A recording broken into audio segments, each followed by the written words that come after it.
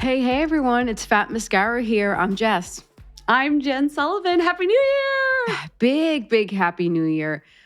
Oh, Lord, please make it a good one. Make it a goodie for all of our FM listeners.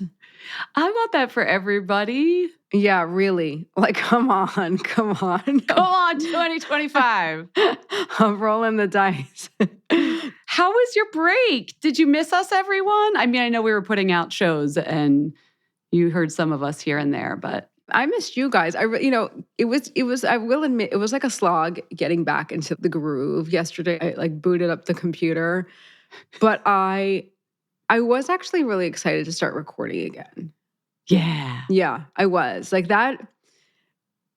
My keyboard was actually like dusty. I had to like use compressed air, which was a good sign. It was a good sign. No, but like all the, I still stay up on everything that's going on. And like as news stories would come in, I'd be like, I want to talk about this. Who do I talk about it with? I got to wait another week. Yeah, I had an iPhone note. Note. Yes. We're going to talk about that. It's going to be a chunky show, a chunky little post-holiday feast for you. Yeah, how was the holiday? I texted with you a couple of times, but tried to go dark. I tried to go dark. Well, that's what you're supposed to do on vacation. And I think people have trouble doing that. It was great. I had my stepson here for 10 days. And so I played stepmom. And then I was like, you know what? I'm still going to have my New Year's Eve that I want to have. And I brought him to a Brooklyn New Year's Eve party. And Jess, did he work the room or did he work the room? He's like a little grown up. First of all, he's going to go back to like Germany with like the most amazing story. Oh, we got him a haircut while he was here at a barbershop downtown. He looks like a little river phoenix now. He got a little like so cool trim. But I left him for like 5 minutes. He's one of those kids that like does better with adults. Yeah. And so I come back. He's talking to a woman who works at Google in German about the history of Europe. Of course. And I was like, I leave him for 5 minutes. It was great. And then I sent him upstairs to be on his screens while the adult party was happening. Guess who I saw at the party? Who? A former Fat Mascara guest was there, Marissa Meltzer. Okay. The book about Glossier. We were talking because she was glowing. Her skin's fabulous, but she was wearing silver sequins, but the big ones. What do you call the big ones that dangle a little? Paillettes. A paillette? Is that right? Yeah. A paillette. I don't know if I know that word. They fall off easily. People can know where you're coming and going. But they look so good. They look cool, yeah. She was wearing paillettes. But she told me she just launched a beauty newsletter, Soft Power. There's a few beauty newsletters going on right now. It's 2025, the year that beauty, because there's been these fashion newsletters on Substack mostly I'm talking about. So Marissa Meltzer, she started Soft Power, a beauty Very newsletter. Cool. My friend and our former guest, Val Monroe, of course, has one. Yeah. Who else? There's a couple other new beauty. Jolene Edgar. Well, I mean, Jamie Rosen. Yeah, Jamie Rosen started one. I mean, you can't really count like Linda Wells as like technically a beauty newsletter because it's part of Airmail, but it is sort of a beauty newsletter. Yeah. Comes to my inbox. But yeah, very cool. I'm excited to read it. There you go. Early news for you guys. Subscribe to beauty newsletters in 2025. This is sort of your audio beauty newsletter, but I suppose you can get a transcript. I know. Who wants to read? Just put us in your ears and go clean the house, right? All right. So what else happened? Did you get to relax at all? Oh, yeah. I relaxed. And you? We were bopping around the New York, New Jersey state area. Of New York. Yeah, exactly. We went to Ithaca. We went to the Buffalo suburban area. We went back to New York, New Jersey. Are you tired yet? It was a lot. But it was really nice to see family. Yeah. And then I bought myself an Aloe sports tank to go with my Aloe. This is not paid for. An Aloe yoga, my Aloe yoga experience. It is an experience. Our subscription. Yes. I'm very into that. I was going to talk about that too. I got so into the Aloe Moves app. Aloe Moves app. Use code Fat Mascara, blah, blah, blah. That I started taking IRL yoga classes in the last month. Oh, cool. Oh, nice. Because I was like, my practice is evolving. That's really, I felt like I needed to like move. Yesterday I actually ran just like down the block. Wait, what? Yeah, I put on my new aloe Jessica again. Matlin went running? Yeah, this is not Spawn. I put on this aloe tank. It's like not a bra top. That's not the shape I'm in. It's like a compression tank. And then I put on like a hoodie and I ran down to the next ferry station. There's like 2 ferry What's stations. our distance? What are we talking about here? It's like a couple of very long blocks. And I just ran. So that was cool. Guys, this is our New Year's resolution. Look at us. This is now an exercise podcast. And then I listened to, I don't know who else is following. I'm not like an insane Bravo person, but I'm definitely like into Bravo. I'm sure you all know that Paige and Craig broke up from the Bravoverse. So I was listening to like 8,000 podcasts analyzing that. Write me if you want to discuss. I was upset. Sorry to these people. I have no idea who they are. I was like, you said those names. I was like, cool. You know Paige from Giggly Squad. Oh, yeah. She's the Bravo. Yeah. Oh, right, because they were in Summer House or something together? Yeah. And then Craig's from Southern Charm. He's really cute. And Paige is cute too. I actually know who he is. Because when I did a cover story on Chrissy Teigen, she made me watch like 2 hours of Southern Charm with her. Yeah. So they I were was like, together. this is not what an interviewer wants. We don't want you to watch TV with you. I can't put this in the article. But she really loves Southern Charm. Yeah, they were really cute together, and now it's over. Oh, sorry, guys. Oh, and then I had a little media highlight of my own. Go on. So Marissa, your buddy, she and I spoke right before the holiday about like gadgets and gizmos for 2024. And you know that I'm like not all in on gadgets and gizmos because beauty devices. We both have the same. It's like you got to get in the habit. It works if you work them. Exactly. But are you going to work them? But yes, I did talk about our best-selling device at Moda, which is the Lyma laser. And yeah, I mean, what's great about the Lyma is it's like very easy to use. There's no... Wait, I saw the article and I saw your quote, which I could hear your voice saying it. The article ends, guys. It's in the New York Times. It's all about beauty devices in 2025. Yeah. Pundit Jessica Matlin at the end goes, you can do it while you watch TV. That's like the last line. Well, I wish there was a little bit more color to it, Marissa. This isn't like shade. I'm just like, I wish I sounded a little bit more like specific. But anybody that knows you or listens to this podcast, was like, yep, that about sums it up. Like, honey, it's just get the thing, turn it on, and go watch some TV and put it on your face. You know? Because I don't like gadgets where it's like, you know that you're going to have to suffer. You're going to be twitching. My mother had the Connie Stevens Forever Spring system from the 90s, and she was literally getting electrocuted while she was like... Wait, say more. What is this thing? Hopefully Connie Stevens is not going to come get me. But she had this system on HSN, and it was like this electric... Stim. Huh? Yeah, yeah. It was like, microcurrent before microcurrent was microcurrent as we know it today. And my mom would use it while she was lying in bed.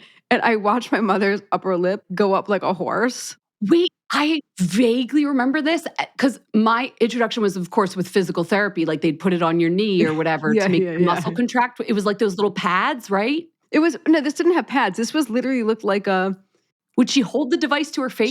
She held it. And I never saw my mother's face. She was electrocuting herself. And she was like, ow. And she'd be watching I don't know, Dallas or Hunter or I don't know, MacGyver. What was it? No pain, no gain? That whole vibe? And this poor woman is literally holding a device to her face that hurts. Yeah. Just do it. Just do it. Yeah. And eventually she stopped using it after a little while, but I was like, ow. So I need new device. If it hurts, I'm like, I can't. But the Lyma does not hurt. Every esthetician, uses it. Sometimes they use 2. Gavin used 2. Lord Gavin used 2. The thing is, it's pricey. And when I say it's pricey, it's pricey. It's about $2,000 something. And this is the one it's LED, right? No, it's an at-home laser and it helps to boost collagen. It's cold. It's not warm at all. And it doesn't hurt when you put it on your face. No, it doesn't. That's the thing. It doesn't. You don't twitch. You don't back away. So I could get 3. I could get 4. I'm just I only have 2 hands though. I mean, if you've got the money. No. I honestly, one is enough. One is enough. Okay. So you're in, that was the article. Yes, you were in the New York Times and quoted. And Yeah, just setting off the year, right? I think that just came out at like January 1st or something like that. Yeah, it was December 31st, but I didn't see it until a couple of days later. I was too obsessed with Paige and Craig. I couldn't focus. Nice. Well, this actually sets us up for our news because we're doing something a little bit, this episode, we're easing our way back into the year with predictions because I felt like Naughty and Nice was great because we were looking back, but let's start the year looking forward. You're into this idea, right? Yeah. So the news section this week, we're going to predict some stuff for 2025. I don't know, maybe we'll revisit this at Naughty and Nice 2025 and see how we did on these predictions, but should we get into it? That's going to be interesting. Yeah. I better be right. Let's do it. Okay.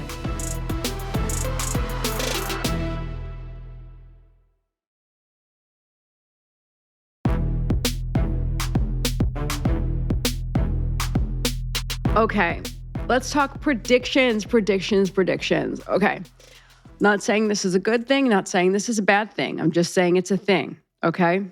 I want to talk about facelifts, all right? Okay. We know in 2023, this is the most recent data I have, guys. 2024 just ended, okay? Give me a break. There was an 8% spike year over year in facelifts, okay? That's not nothing. From what I observe over the past few years, the stigma in facelifts is poof. It's gone out the window. What do you think, Jen? Agree. Yes. Okay. Younger people are getting into it. People are just more comfortable with surgical things. Right. Agree. So the prediction? So the prediction is we are going to see a lot more, not just curiosity about facelifts, but desire for facelifts, okay? And really people saying, I'm kind of done with the filler and going for the full Monty. But when I say the full Monty, it doesn't necessarily mean I want like a Park Avenue, hike it all up, give me a new facelift. It just means I want what Dr. Sean Alemi is calling a one and done. So I spoke to him about this. I wanted to confirm that my suspicions were correct with somebody who knows what's going on. And if you don't know what Sean Alemi's work, go check him out. He's a Long Island board-certified plastic surgeon, and his before and afters, or BNAs as we call them, are absolutely like mind-blowing. A one and done is basically like exactly what I'm talking about. I'm tired of constantly coming in every 6 months to just get like a tune-up, a filler, a Botox, a this and a that. And it's like you're not getting that hit anymore because it's not working anymore. So, and also people are really wary of getting overfilled. People of a certain age, I think. Yeah. I'm not talking. Might I posit the age that you're approaching? Well, yeah. So, yeah. So people of a certain age, I think that is exactly, that is very subjective, right? I think when you say people of a certain age, it means not a kid. But the weird thing is that it's getting younger and younger, and that concerns me a little. That's me talking here. That's not Dr. Sean Alemi, because it's like, I don't love this idea that we're doing predictions, not editorials here. But like, it makes me a little concerned, but it's happening. I was listening to a podcast the other day with Kat Sadler. If you guys remember her, she was on E! News forever. She was really proud and like really open about how she got a facelift at 48. And I thought that was really cool that she was open about it and not acting like it was just, like green juice and exercise and happiness. But she's 48 and she's getting a facelift. I think 5 years ago, it would be like, what? She'd be on the cover of People magazine, like facelift at 48, But a lot of doctors are saying, facelifts in your 40s. Prediction. Yeah, like that this is like not a crazy thing. And Dr. Sean Alemi also said that a mini facelift, remember I was saying before, it's not the hike it all up, it's a mini facelift is really something that we're going to be seeing more of. And what is a mini facelift? It's something that just has shorter incisions. It's performed on a young... but that's a colloquial term. Like doctors don't think of it. No, this isn't like you're going to... It's the same with like baby Botox. I love when people say this. They're like, they feel like it's okay to talk about if they say I had baby Botox, I had a mini facelift. Yeah, this is not like... You got surgery on your face. That is a facelift. Yes. Yeah, you're not going into... At medical school, they don't spend 2 weeks on the mini facelift. This is like... Yeah, this is exactly a colloquialism. But the mini facelift is something with shorter incisions. It's performed on a younger patient that has less skin laxity. It's all the components of a regular facelift. So there's no beating around the bush there, but you're going to have a shorter recovery time. I think we're going to see a lot more people, a lot more celebrities who we think maybe it's Botox. We're not sure. Or we think maybe it's filler, but they actually just had a facelift. And guess what? I think a lot of these celebrities have been having this the whole time. We just did not know. Oh, yeah. We hear the rumors too, like when a celebrity, and Jess and I don't get into this, but lately I'm like, I'm over it. I'm just going to say what I think. Like when Brad Pitt shows up much younger. Oh, like, my God. Like among all the derms we talk to, like they know who did the work. You know what I'm saying? Allegedly, Brad Pitt, very powerful person, very powerful person. So 2025, the mini facelift. The mini more facelift. Comfort with surgery. Yeah. Interesting. Yeah, distilling it down, Jen, thank you. We're going to be seeing the mini facelift and like the stigma basically with many people completely blown out of the water. I want a mini facelift versus I need Botox. Right. Yeah, I'm not saying everyone run out and ask, their doctors for a facelift next week. I'm saying it's happening. That's funny because I was thinking about skincare trends as well. And what I've been noticing is a lot of people wanting taut and a lot of focus on more tightening and tautening, if that's a word. Oh, versus filling. Versus filling and plumping. Totally with you. Which ties in with what you were saying before. So skincare ingredients that don't just like boost collagen, but also help with skin laxity, which of course, like if you're boosting collagen. Yeah. So, but skin laxity is really hard with topicals. So that's part of the issue here with topicals and why I think what you're saying is true, because at a certain point, you can't tighten your skin with a face cream. You need to go, radio frequency might help and those kind of things. So I'm seeing more skin tightening and tautening in 25 and a focus on that as opposed to wrinkles per se or plumping per se. Do you think, I'm just positing this now. Do you think it's because like the skincare obsessed audience who really I think the skincare boom happened for millennials. They were all into plumping and now it's like the laxity, like we're seeing the deflation. I think you're right on in that the millennial is a huge group of population that like is hitting that age where this is happening. Yeah.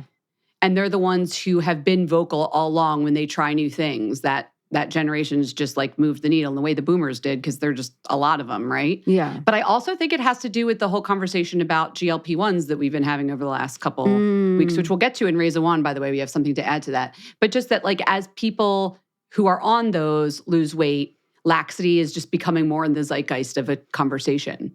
Yeah. Yeah. So tightening is what I'm seeing for 2025. I just had a thought, and I don't mean to boomerang back to the facelift thing, but med spas, and I know we're going to be talking about med spas later this season, but med spas, those crept up because everybody wanted Botox and filler, and it became more democratic. You can't really democratize a mini facelift. Have you been to South Korea? No, you have been to South Korea? I have not been to South Korea. Yeah, I feel like that. Actually, next week we have a guest on who will speak to this, but the way that surgery is something you could get on in the local mall and the prices are up on a board. I would call that democratizing in a way, more available. Yeah, but I'm saying not to the same No, but the prices there are just so much less expensive that it does become more available to more people for that. So I don't know, maybe that'll make its way to the United States and you'll see that as well. What was that? Okay, moving on. Next prediction. Hit me, Jess. What do you got? I'm just pulling at my neck. I'm pulling at my neck. Oh my God. Wow. I'm so into this facelift conversation. I'm really we're going to be following this trend. Okay. All right. So something with fewer side effects. Okay. Makeup with a little bit more personality. I think that this is the year of a look. All right. And here's why. I feel like the clean girl thing, I know that's been going on for a few years. That wasn't the look of 2024. I'm not saying that, but I feel like last year we saw a lot of celebrities that had, it's so funny when I say the word celebrity, as I feel like I'm on another podcast. The celebrities, Sabrina Carpenter, Chappell Roan, Charlie XCX, even a little bit Olivia Rodrigo. I'm not putting Taylor Swift in this camp. I just like feel like she's just in her own space. But like these are people who have so much personality and such a look. Even like Chappell Roan just looks like, I don't know if you're like really young on this, listening to this podcast, I don't know if you're going to get this, but like she kind of looks like Kate Pearson from like the B-52s, like, and Kate Bush, like, and like something else. You know what I mean? Yeah. These are not people who I would have expected necessarily to be like beauty brand icons or ambassadors, but like some of them were. Sabrina Carpenter, sure, but you know what I mean. You get my point. Yeah. They've got like, they look like caricatures. And just a year before, it was like Hailey Bieber. And who's that? The Beckham married that girl that just like, I forget her name all the time for reason because she's just kind of forgettable, you know? Oh, yeah. I actually, yes, I know what you're saying. Yeah. So I don't think the pendulum is going to swing back to the sort of clean girl Hailey Bieber thing. And Hailey Bieber has her own style, which is very cool. But I just feel like it shows the world is in a very strange, disquieting place. That is like not to be debated at all. I think that the beauty looks are going to have a lot of personality. So that's not like the most specific. Messy girl aesthetic. Yeah, I feel it's like almost like messy girl. like Messy It's girl. like messy, like menacing.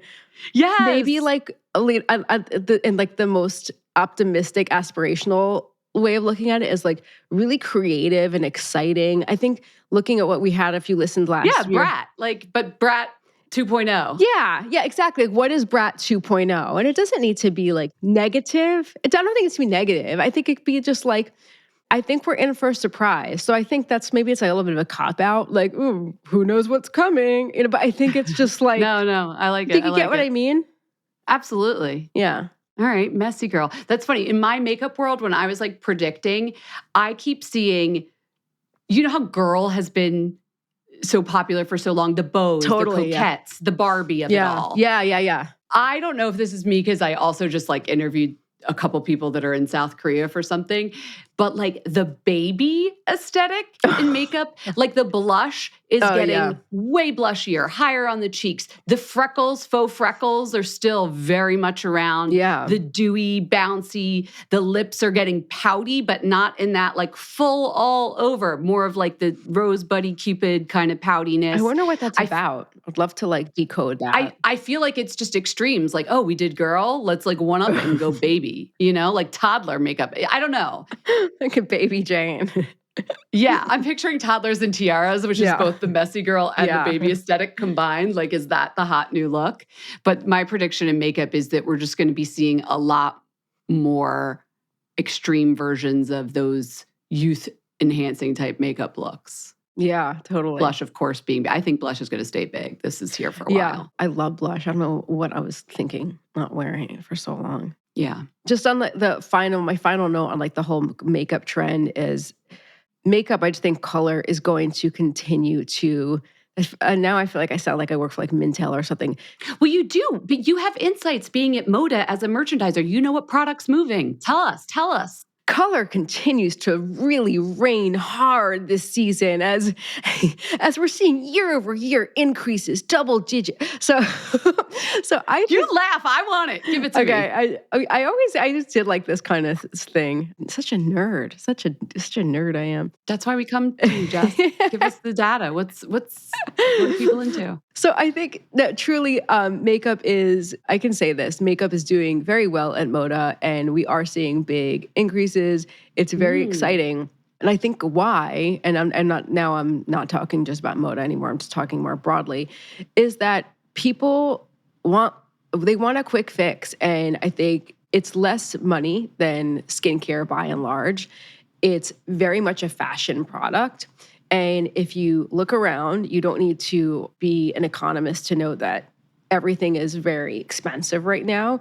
Luxury products are, I forgot the stat. I just thought about this now. I should have looked. I wish I knew thought before to look. But like, it's something like luxury goods have increased the price of like, let's say a designer bag has increased like more than double Of the inflation rate, yes. Yeah. So if you wanted to treat yourself to like insert designer brand in your bag like a couple years ago, you're probably going to think twice before doing that. But if you want to get the lipstick, you can get that hit, or it's a nice way to treat yourself. It's a great way to just sort of like give your wardrobe a refresh, or it's just like you're kind of doing retail therapy. It's much easier than buying a pair of shoes or a bag or whatever right now. Or a serum that takes 60 days to see results. Yeah, exactly. Or if you're shopping with your friends and you just want to buy something, but you don't want to buy like what they're buying or what they're shopping, you get my point. So that's why I think color is having a moment. And we live in a very like aesthetic driven kind of world than more so than we did 10 years ago. Like, thank you, TikTok, thank you, Instagram. And it's easier to achieve whatever look, even if it doesn't even like make sense outside of the aesthetic. You feel like you bought into the coquette world or the brat world or whatever it is by buying that piece of the puzzle. Makeup. Mm-hmm. Yeah. Yeah. 2025, the year of makeup. It's true. We've been on a skincare kick for a while, post-pandemic and all that. So I see what you're saying. Yeah. On the skincare note, though, I have noticed, and I just have to point out these, you gave me the word, and I can't get it out of my head, pastoral, luxe pastoral skincare. Like the ingredients that are, they feel of a farmer's era, a time like that. I'm thinking about brands like Flamingo Estate, Le Prunier, Vintner's Daughter. This is in the luxe space. Oh, I totally see this happening. Primally Pure. I know that's beef tallow and you're not into that. But this goes along with that homesteading vibe that's been growing in the zeitgeist. And I think some of the skincare ingredients that people are going to be looking to are the ones that feel like, oh yeah, wheat germ. I was just thinking about this. Remember when like, it's because I was in my mom's shower and she has VO5. Oh my God, yes. Like wheat germ and wheat balsam. I was going to say like, balsam protein. Balsam protein, which is a fir tree, not whatever. But like sorry. these are like American grown like ingredients that were so hot in the 80s and 90s. I think the wheat germ's coming back in the shampoos, like these kind of ingredients. I think you're right. Like all of this prairie stuff, like all of like prairie. I was calling it Luxe Pastoral. I was trying to give it a magazine-y name. No, but that is such an aesthetic that like I don't feel like people are saying trad wife, but I think what you're nailing is you're nailing the true luxury aspirational like ingredient led beauty aspect of it, not like the gross like cow milk. Yeah, mine's a Wyeth painting, if you will. Yes. No offense to the cows. They need to be milked. Mine's Laura in the field. Yeah. On the note of wheat germ, have you been seeing this whole thing happening with Pantene in the last couple weeks? No, I've not. Okay. I really need to know. So Alix Earle talked about, she went home. This happens to me every time I go home to my mom's shower over the holidays. Like everybody goes back to like their childhood bedroom, a large percentage of people. They go into the shower, whatever the heck is in there, you're going to use it. And in my mom's bathroom, it was VO5 and a big old thing of Pantene, jumbo size from Costco that's been in there for 7 years and only gets used when I use the guest shower. Alix Earle did the same thing, went home, used her old Pantene and was like, my hair is amazing. So it became this whole thing of like, wait, is Pantene actually amazing for your hair? And I understand why Pantene, like, there's a lot of dimethicone in certain drugstore shampoos, and all the hairstylists are always like, you got to use salon-worthy shampoo, no parabens, no sulfates, fewer dimethicones and silicones, they don't coat your hair. And the theory makes sense, but every time I talk to like the researchers at Princeton that measure and comb hair, they're just like, slip is good. And anything that makes your hair slippery and shiny makes it less breakage, makes it look better, makes after your blow dry, you're happier. There's more protection on your hair when you're blow drying. Like there's a reason that Pantene is so popular. It makes your hair really soft and nice. And they always say to me, which I think is true, like, you can wash it out. If you're worried about like silicone buildup, and I think that's what happened with Pantene, it got like this backlash of like, does it weigh down your hair? Yeah. There's clarifying shampoo for that. There's things like you are not putting a coat of car wax on your hair as if you're sending it out into the interstate to like be attacked by winds and rain. There was a girl in my college dorm, I remember, who told me, she was like, yeah, Pantene is really bad for your hair. And I was just right? It got this like crack quality to it for a while there. I was just like, she had no explanation why. Nobody ever does. It was like an urban legend. Do you think it was? I don't know.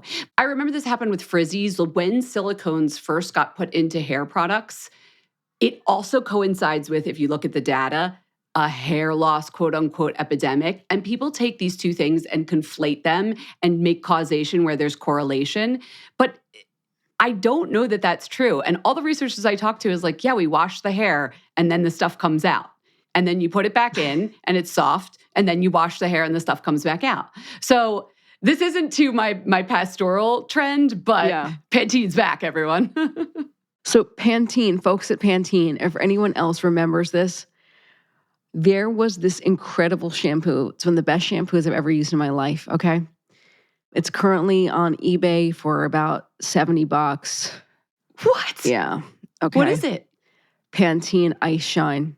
You guys remember? Ice Shine. If you know, you know. It really made your hair so shiny. It smelled great.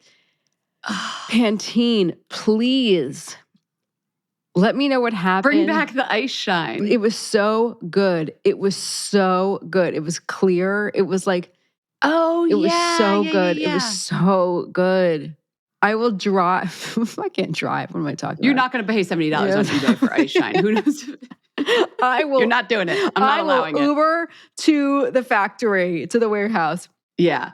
Well, this goes along with the other hair trend before, and then I have a fragrance trend. The other hair trend that I've been seeing more, like people loving a hot tool, but like an old school hot tool, like a hot tool, like a curlers, like a set of curlers, a round brush that curls, a blow drying round brush, that Shark Beauty brush that everybody loves. I got to try it. I'm like obsessed with it. It makes like they're not barrel pageant curls. You know how you've been like, this has been the look at every hair salon you go to in America. You go in and you come out with this, and then the ends are left out because that makes it look natural. And it's like Giselle Bundchen 2002 Redux look, kind of. I like that. It's getting bigger again. It's getting Farrah Fawcettier. There's more volume. I'm talking about non-textured hair here. But even with textured hair, some styles, like the braids are bigger, the fuller, volume on the crown. Like, I just think people are ready for a big hair moment. You know what I keep thinking about? Do you remember this J-Lo look? I think it's when she wore the Gucci by Tom Ford green dress that was really low, and her hair was like... Oh, that was Versace. Do you want to rewind? No, it's fine. It's Versace. Guys, I don't know all my 2000-aughts references. I'm so sorry. That was 1990s. But the hair... That was the 90s. Okay, it was in the 90s. Here we go. This is why I have Jess around to correct me with my beauty history. And then she had that hair look. And at the time, I was like, what is she doing? But it was like, it had that late 60s to 70s kind of so good. Big baby girl quality, Texas. Like, I don't know. I feel like people want a big ass hair. I think people want a little... fat hair. Yeah, they want a little sexy. Should we do fat mascara hair, but it'll just be fat hair. It'll be fat juicy hair, and fat. Okay, last thing. We can't not talk about fragrance predictions in 2025. What you got? For me, here's what I'm feeling. Guys, mushrooms. I'm calling it now. Mushrooms. What? Forest floor, dark and mysterious, water, moisture, gourmand adjacent kind of notes. Nuts, mushrooms, petrichor, moss. Petrichor. I feel like, I love it. Yeah, petrichor, now that we're into the smell after the rain. But I just think we did the cherry, we did the pistachio, we did the gourmand, we did the vanilla. Our gourmands have to get a little bit weirder and dirtier, and I think that's going to be cool. I definitely can see them getting dirtier and weirder. I think it's got to get weirder. It's got to get weirder. But can I also posit, and I thought about this morning. Can I posit is like, give me $1 every time. So I mean, drink every time you hear us say posit in this episode, but don't if you're doing a dry January. Posit. Can I posit another avenue for fragrances? Yes. Go on. Okay. I was looking at my fragrance wardrobe this morning. And clearly I need some fresh air, both like literally and figuratively, in my fragrance wardrobe, because everything is quite heavy right now. Everything's a little strange. Everything's a little syrupy. Syrupy. We've got gourmands. We've got woods. We've got, strangeness. We've got chipmunks and rabbits and, all the other mice. We've got, I guess, maybe no more forest floor. No. We have room to get weirder for sure. Okay. And I think the perfumers can always get weirder. But what I was missing, I was like, I need something fresh and I need something sparkling. Effervescent. Do you need like eternity, but like even a little bit better? Yep. Remember Eternity? Not the men's one that was even more popular, but the women's. Now, Eternity, I didn't love, no offense. Not at the time, I didn't either. I didn't love Eternity, but yes, something like, what is the new Eternity? I used to wear and love Ralph Lauren Romance. Like I used to wear that like to death. That was a woody sparkling fragrance. Imagine that, but with ginger. I still want it to have a weird gourmand note. Like instead of a pineapple or instead of a spritzy, like a ginger. No one is doing sparkling effervescent. They don't sparkle. No one's sparkling. No one's sparkling. And I don't know. Where's the sparkle? Don't know. Zesty, sparkle. They're afraid. Even Tommy Girl sparkled. A tea, light tea. Exactly. Like a Elizabeth Arden green tea. Elizabeth Calyx Arden, that I always come back to. Like, yeah, where are those? Where the fresh breeze blows in. I'm going to drop one on you. Okay, I don't know if this one made it your way, because it was kind of a dark horse. Elizabeth Arden Splendor. Splendor? Yeah. This one girl wore it on the way to school. I remember Sunflowers, and that was huge. That one didn't sparkle. What was Elizabeth Arden Splendor about? All I could tell you is maybe it had like some floral in it, but this girl who was in our carpool on the way to school wore it all the time, and it like filled up the car. The bottle is giving so it's a light powder blue bottle and then a very glass blown clear. Yes, it was basically with the powder blue packaging. It was like a Disney castle. Like, yeah. Girl, you can get on FragranceNet. You can get Elizabeth Arden Splendor for $15.74. It might be coming to my house. The 4.2 ounce eau de parfum spray. So a big bottle, $15. It didn't smell super luxury, but it sparkled, and she smelled beautiful. Sparkle. Yeah. Okay, so it had, this is sweet pea, freesia, pineapple. Yeah, I mean, you're hitting the sparkle notes. Hyacinth, apple, bergamot. Yeah. Are you kidding me? You just named the sparkle. Splendor. This is a very random one. I wonder if they still make this. Fresh. Remember remember the brand. Fresh, when Lev and Alina were there, they did one called Fresh Life. And that sparkled like a damn fountain. Okay, if we could, so since we're in two different places, and mine's on the forest floor, and there's moss and mushrooms and odd gourmands, I'm at the Bellagio. And you're in the sparkling air. What is the commonality here? There's a lot of water, not aquatic water, but like we need like a fresh stream. Like there's that ozonic quality you get when you stand by a waterfall or by an ocean wave breaking. Moisture. Yes. In our fragrances. Hydrating something. If any perfumers listening, I hope you're taking notes and can create this for us. Thank you. Yeah, like what do you guys think? What do you guys think? I feel like okay, call us. 646. Also, I love when you just call and leave random like you could just call to say anything. I love the Spotify comments. P.S. Please keep them coming, because then people can like respond directly to the episode, so I know exactly what they're talking about. But text me or call me and just like go ahead and talk, because you know I'm going to listen and it's going to come up on the show. 646-481-8182.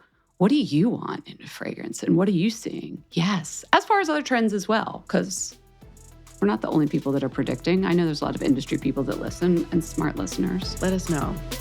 Speaking of people calling us, let's go raise some ones.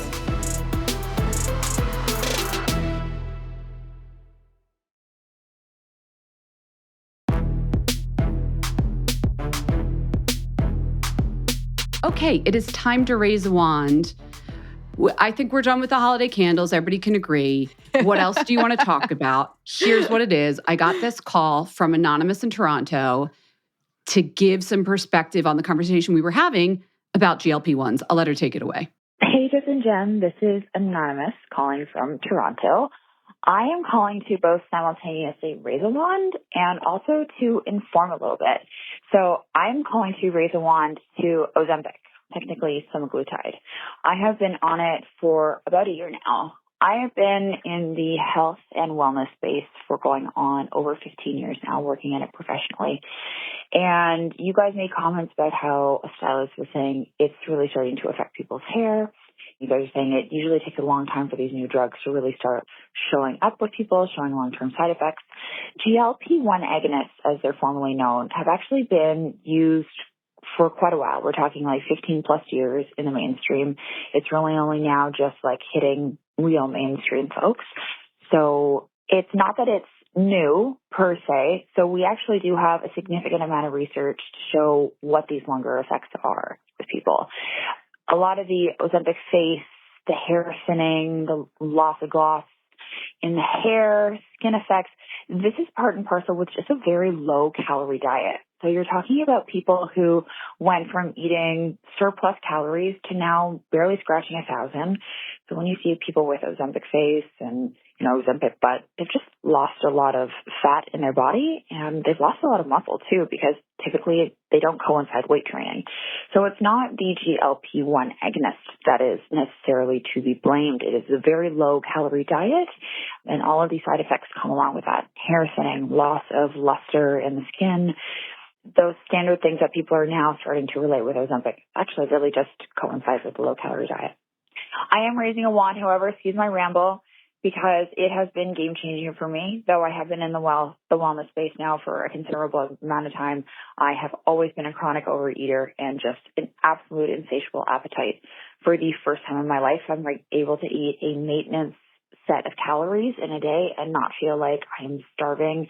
I feel like I have control over crazy voices and food noises in my head that I never had control over before.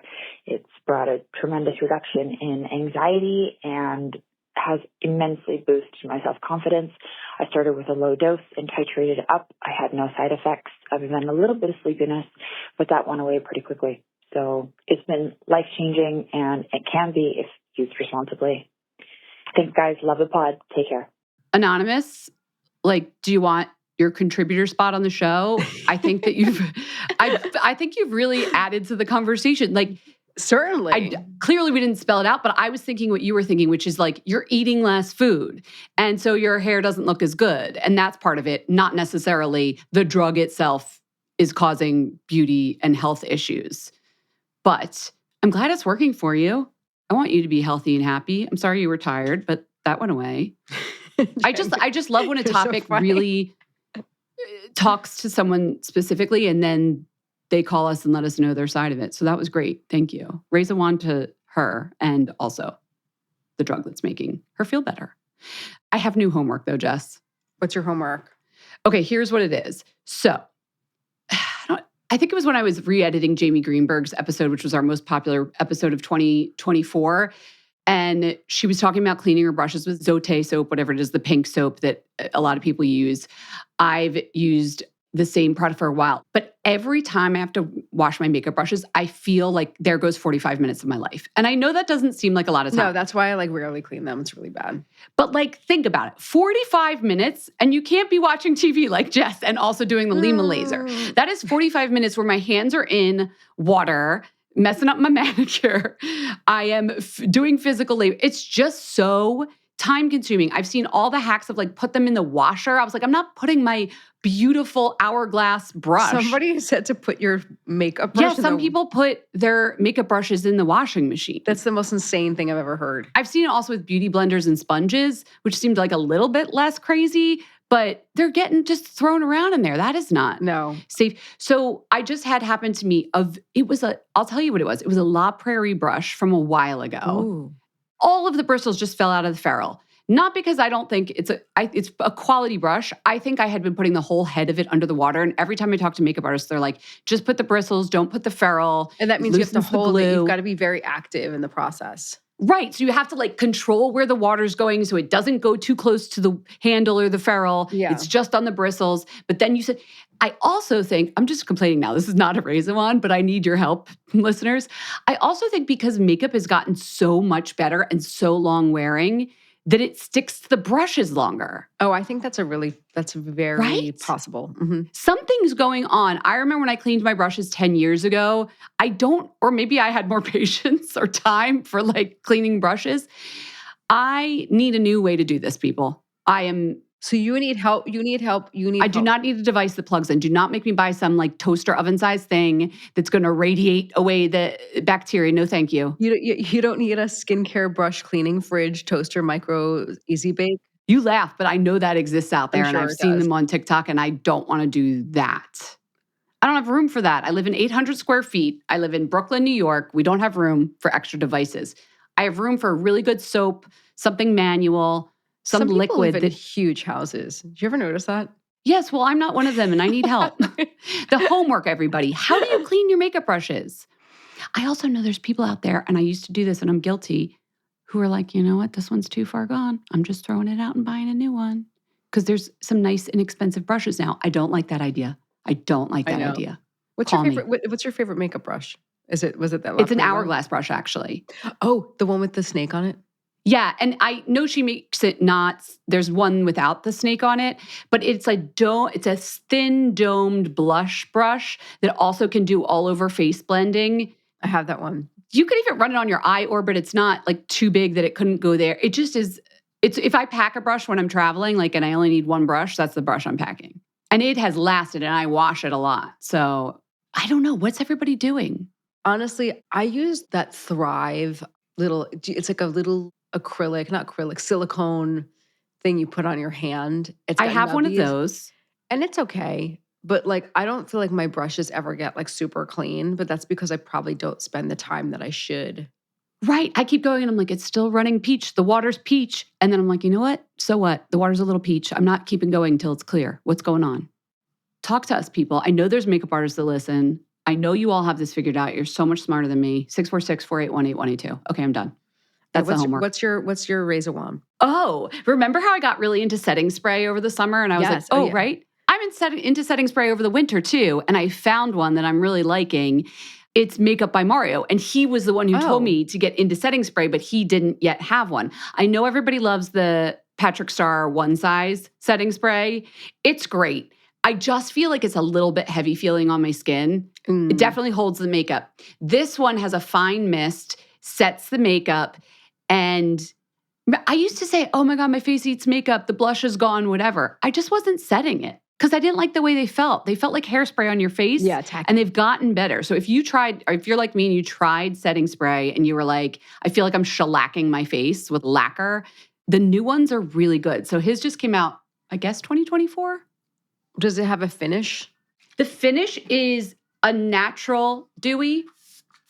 Oh, I'm seeing the way it goes on. It's not Did you like see that mist? Yeah, it's a mist. It's not like a wet spritz. It's a mist. Yeah, that's nice. But the finish gives a very little bit of glow, but not. Yeah, I see it. Melted popsicle. Really nice. Melted popsicle. Very nice. I didn't say that. Another writer at the Cut. I give her credit. Very nice. What are you raising a wand to? I am raising a wand to a mascara that I stumbled upon. And Jen, I think you would like this one. So there I was, road tripping with my family on the holidays, and I forgot my mascara. No can do. I wouldn't be able to make it. I'd also need a curler, but go on. A curler would be best, but I don't always curl. Sometimes I know I should curl, but sometimes I just can't, like, I'm not in the mood. Okay, it always so you freaks me stopped out. and got a new mascara. So I said, we need to get mascara. But we popped into Marshall's to get some last minute little gifty bits. And I wasn't thinking about getting mascara while I was there. But of course, I was looking at the beauty things and the socks and all that little stuff. They had so much mascara there. And I know we talk about sometimes beauty things at Marshall's and TJ's and all that. Like, how do they end up there? I actually feel very comfortable buying beauty things there. Especially now that you're a retailer and know how the whole process works. I'm sure that's added to, like, okay, I know where this came from. It's not from 8 years ago. Well, I mean, you have to hope, right? You do have to hope. Like, make sure it's like not open. Yeah. Right. But like, you have to hope people are checking their bin codes and all that stuff. but they had, hopefully Clinique is not going to be annoyed that I didn't buy this from a direct Clinique retailer, but I'm going to tell you how amazing this Clinique mascara is. I got this Clinique mascara that I'd never tried before called Lash Power Mascara, long wearing formula. I got it in dark brown, which I didn't even realize, dark chocolate, which I didn't even realize until I got home. Chocolate years upon you. Yeah, exactly. And it was actually really flattering. So don't sleep on dark chocolate mascara. It's a tubing mascara. It doesn't say it on their site, but it comes off in little tubes. It doesn't smudge. The whole thing is, it resists flaking and smudging. But when you take it off, it comes off in like neat little bits. This mascara opened my eyes. The little wand is very short and it's small, relatively short. It's skinny and it's small. It allows you to go in and kind of create the shape that you want.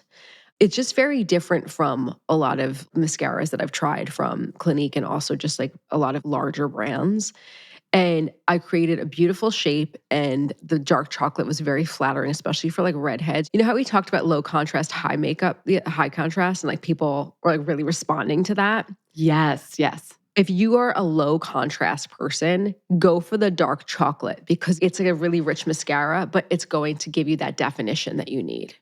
I love that. I think of you as like a medium to low contrast. Yeah, medium to low. But this is also good as like, as you enter your mini facelift years. Yeah, exactly. Not you, but one, a dark brown, tubing so it doesn't smudge with extra skin around the eyes. Exactly. This is such a forgiving mascara.